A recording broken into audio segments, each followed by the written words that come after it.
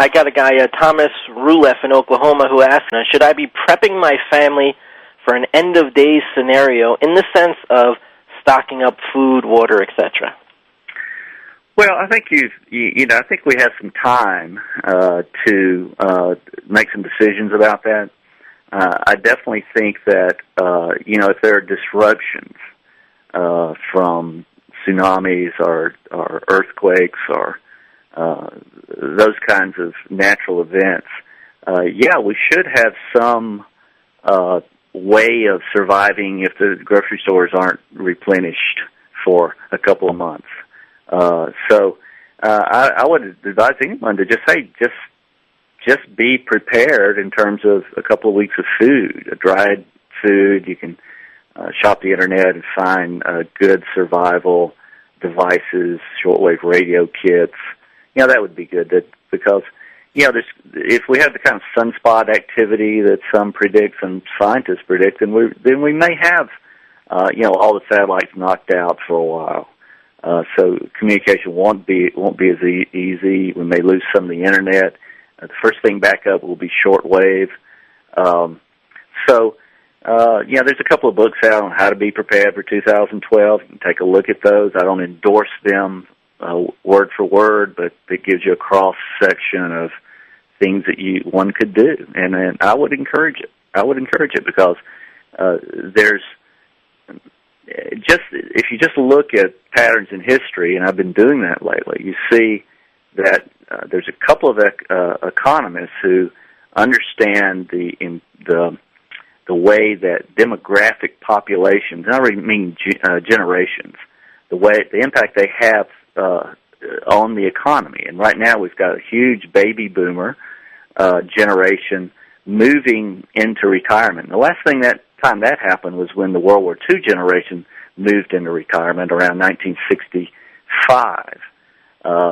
So what we had from 65 to 75, about 10 years, maybe to 78, and maybe even all the way to 80, almost 15 years of low economic growth. So, because what happens is when a big generation retires, they stop spending at the level they were, and all of the economy sort of retracts a little bit because there's not as much money being spent. And it takes 15 years for the next generation, which would be the millennial generation, people born in 82 on, to get up to midlife where they start to spend a lot of money on their kids and spend a lot of money in general, and the economy comes back up. So we're going to go through a period, I believe, from 2009 or 10, we already seem to be in an economic slowdown. So, maybe even beginning now, so that we're going to go through about a 15-year period where efficiency will make all the difference. And here's what I mean by that. We're not going to have a lot of money flying around so you can just do anything you want to make money. You're going to have to be spot on with your economic life, which means get out of debt, be able to flow with economic decisions, try to get as self-sufficient as possible, cultivate relationships with local farmers and people that produce things that you use in your life at the local level. Do those things, and it's good anyway. If the economy never goes down at all, if it never misses a beat, it's good to be more efficient. Try to get out of debt, reduce spending to levels that you can really afford. Get credit cards paid off, and move into this sort of super efficient mode with your family and with your work.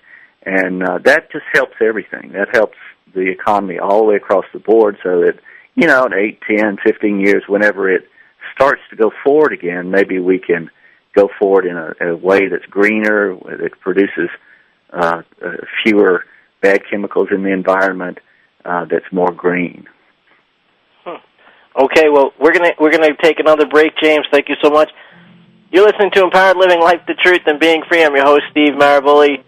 Don't forget to check out James Redfield website, CelestineVision.com. And when we get back, we're going to talk about the Global Prayer Project as well.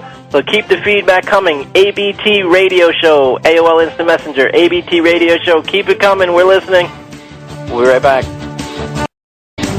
Welcome back. You're listening to Empowered Living, Life, the Truth, and Being Free. I'm your host, Steve Maraboli. For more information about A Better Today or speeches, programs, seminars, please visit abettertoday.com or stevemaraboli.com. And if you're in charge of a venue that I'm going to be speaking at, I'm telling you right now, you don't have enough seats.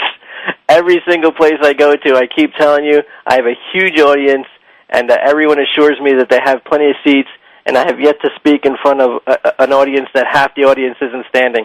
So you do not have enough seats. We are a big crew at A Better Today.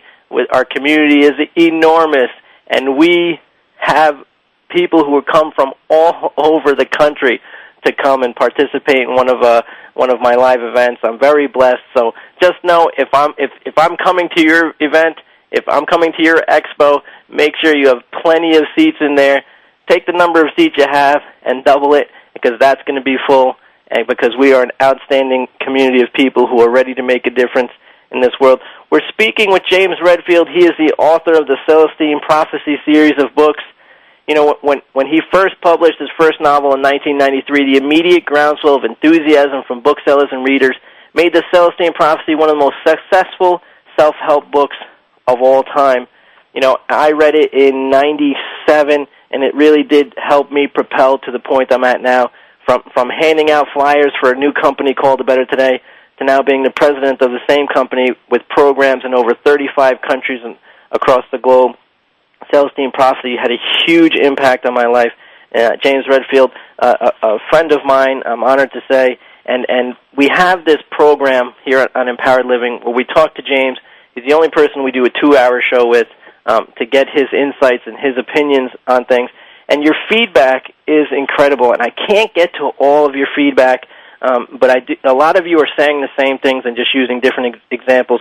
James, before we went to break, you were talking about cycles of economics, and I just want you to, if you have a couple of names or a couple of sources that you can reference so that people can inform themselves so that they can make informed decisions, I would love for you to share them. Absolutely. Google Harry S. Dent. It's Harry S. Dent, and D-E-N-T. And he's an economist that is actually pioneered a lot of the understanding that we have of economic cycles, generational cycles, and the influence on economics that we can expect. And that's just a name you can research. We talked a little bit about food consciousness now and trying to live in a way that's healthy and more spiritual and keeps our energy up, and more than eating commercially out there. And if you want to Google Dr. Blaylock, B-L-A-Y-L-O-C-K, and you will get some information about him. He has a newsletter. I would recommend it highly. He is a very esteemed physician out there who is not afraid to talk about the poor industry standards around food, and to talk about which supplements really work and which ones we really need according to the research. The best research is coming out there. So it's cutting edge of nutritional science, and that's Dr. Blaylock. And just Google him, you'll get right to his work.